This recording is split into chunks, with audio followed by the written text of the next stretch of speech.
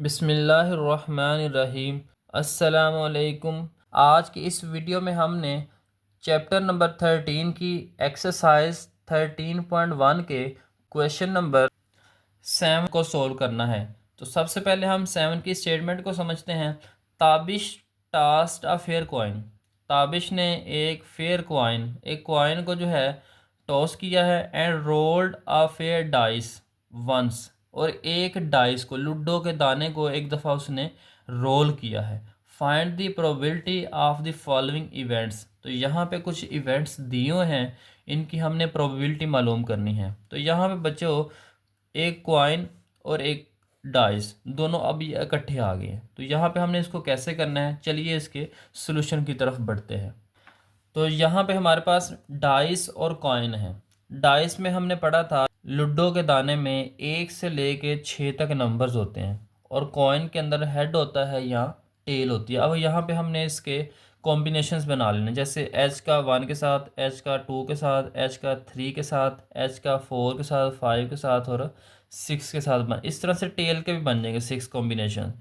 T1 है, T का 2 के साथ, टी का 3 के साथ, 4 के साथ, 5 और 6 के साथ। टोटल हमारे पास ये कॉम्बिनेशन 12 बन जाएंगे, 6 ये वाले और 6 ये वाले। तो इनको हमने लिख लेना है कि ये हमारे पास एन ऑफ एस होगा। एन ऑफ एस यहाँ पे हमारे पास 12 आ जाएंगे। टोटल हमारे पास यहाँ पे सैंपल स्पेस बन गई है 12। तो यहाँ पे हमने इसकी सैंपल स्पेस लिख लेनी है। उसके बाद एन ऑफ एस लिख लेना है 12। पहला इवेंट ये था टेल ऑन क्वाइन, क्वाइन के ऊपर टेल आए। एंड एटलीस्ट 4 ऑन डाइस, और कम अज़ कम 4 जो है ये लूडो के दाने के ऊपर आना चाहिए। 4, 5 और 6 भी आ सकता है। तो टी के साथ 4, टी के साथ 5 और टी के साथ 6। टोटल हमारे पास ये 3 कॉम्बिनेशन हैं। तो एन ऑफ ए यहाँ पे आ जाएगा 3। पी ऑफ ए निकालना है तो n of A over n of S 3/12। 3 1s are 3, 3 4s are 12। Next इसका पार्ट नंबर 2 है हेड ऑन क्वाइन, क्वाइन के ऊपर हेड आए and the number 2 3 on dice.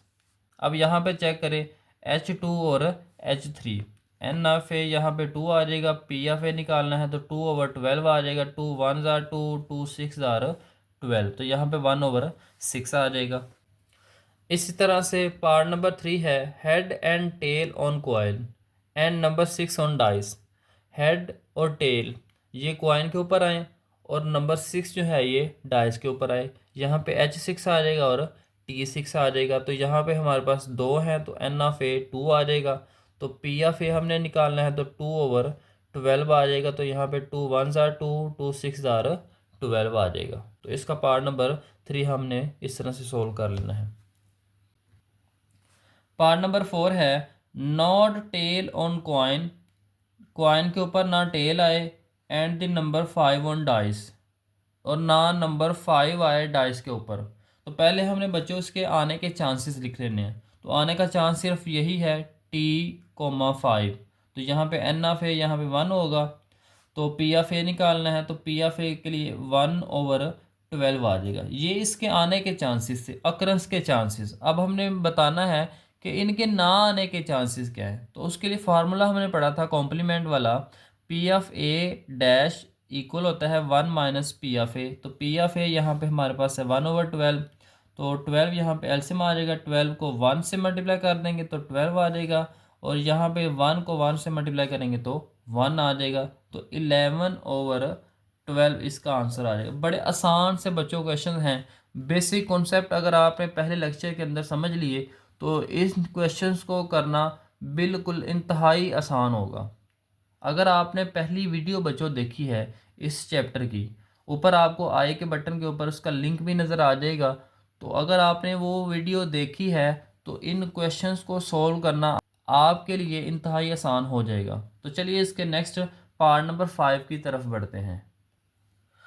Part number 5 है इसका not head on coin, coin के ऊपर ना हेड आए and the number 5 and 2 on dice, ना डाइस के ऊपर 5 आए ना 2 आए।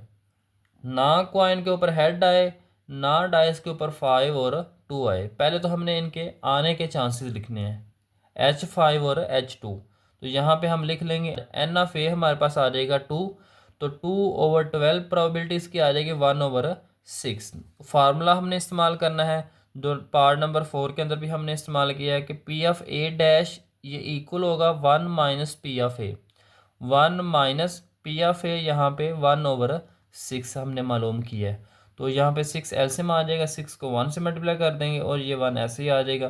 तो 6 में से 1 को माइनस करेंगे तो 5/6 आ जाएगा। तो इस तरह से बच्चों आपने क्वेश्चन नंबर 7 को सोल्व करना है। इंतहाई आसान है बच्चों, एक दफ़ा प्रैक्टिस करेंगे तो आपको ये बड़ी अच्छी तरह से तैयार हो जाएंगे।